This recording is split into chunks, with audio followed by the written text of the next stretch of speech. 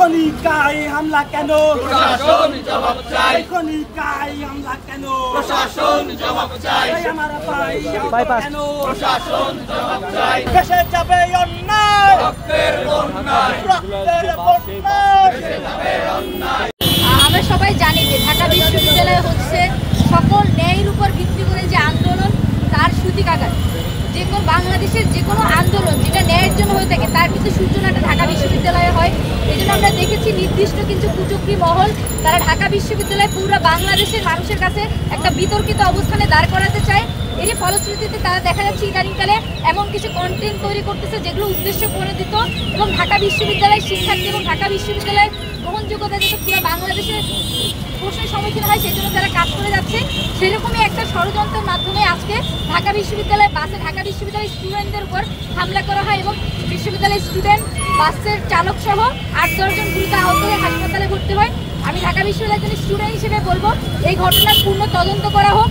কীভাবে একটা স্টুডেন্টদের গ্রুপকে আমার ঢাকা বিশ্ববিদ্যালয়ের বাসের উপর হামলার জন্য লেলিয়ে দেওয়া হলো, তার পেছনে মাস্টার মাইন্ড কারা ছিল তাদেরকে খুঁজে বের করা হোক এবং এটাকে চিহ্নিত করা হোক এবং ঢাকা বিশ্ববিদ্যালয়ের বিরুদ্ধে উদ্দেশ্য প্রণোদিতভাবে যেসব কন্টেন্ট ক্রিয়েটররা কাজ করছে তাদের বিরুদ্ধে ব্যবস্থা নেওয়া হোক। আজকে ঢাকা বিশ্ববিদ্যালয়ের খনিকা বাসে শিক্ষার্থী নামের কিছু দুর্বৃত্তরা হামলা করেছে।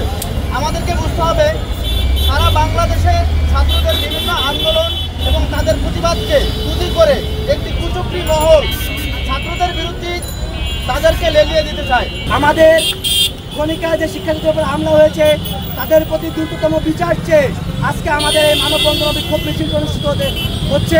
ঢাকা বিশ্ববিদ্যালয়কে কিভাবে দেশের থেকে আলাদা করার একটি জন্য কুচক্রী মহল উঠে পড়ে লেগেছে এবং ঢাকা বিশ্ববিদ্যালয়ের শিক্ষার্থী সহ ঢাকা বিশ্ববিদ্যালয়ের নামে যে প্রোপাগান্ডা চালানো হচ্ছে সেটি অত্যন্ত দুঃখজনক।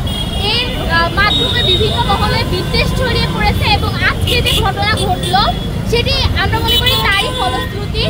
এবং একই সাথে আমরা এটাও বলতে চাই ঢাকা বিশ্ববিদ্যালয়ের প্রশাসন এখনো পর্যন্ত এমন কোনো পদক্ষেপ নেয়নি যার ফলে তাই এই শিক্ষার্থীদের নিরাপত্তা নিশ্চিত হবে বা এটি বিচার কার্যে তারা এখনো কোনো ধরনের দৃশ্যমান হস্তক্ষেপ তারা এখনো করে নাই।